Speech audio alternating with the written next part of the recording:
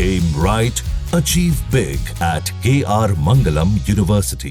क्या आपने कभी भी सोचा है कि भारत के बहुत से शहरों के नाम पुर पर खत्म होते हैं और कई बाद या आबाद पर? आखिर इन दोनों के पीछे की कहानी क्या है? आज हम जानेंगे पुर और बाद की असली जड़ें। पुर की कहानी। पुर शब्द आया है संस्कृत के पुर या पुरम से, जिसका मतलब होता है नगर, किला या बसावट। हजारों साल पहले जब भारत में राजाओं द्वारा नए नगर बसाए जाते थे तो उनके नाम के साथ पुर जोड़ दिया जाता था। जानकारी के लिए जयपुर, जिसे महाराजा जय सिंह द्वारा बनाया गया। नागपुर, जिसे नाग नदी के किनारे बसा नगर कहा जाता है। कानपुर, कान्हा कृष्ण से जुड़ा कानपुर। उदयपुर, उदय सिंह द्वारा बसाया गया।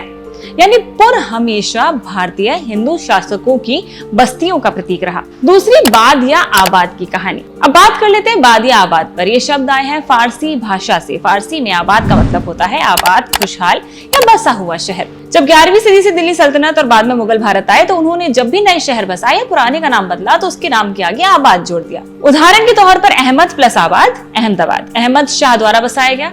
हैदर प्लस आबाद, हैदराबाद। कुतुब शाही शासक। औरंग प्लस आबाद, औरंगाबाद। औरंगजेब द्वारा बसाया गया। फिरोज प्लस आबाद, फिरोजाबाद। यानी आबाद हमेशा इस्लामी भारतीय प्रभाव का चिन्ह रहा।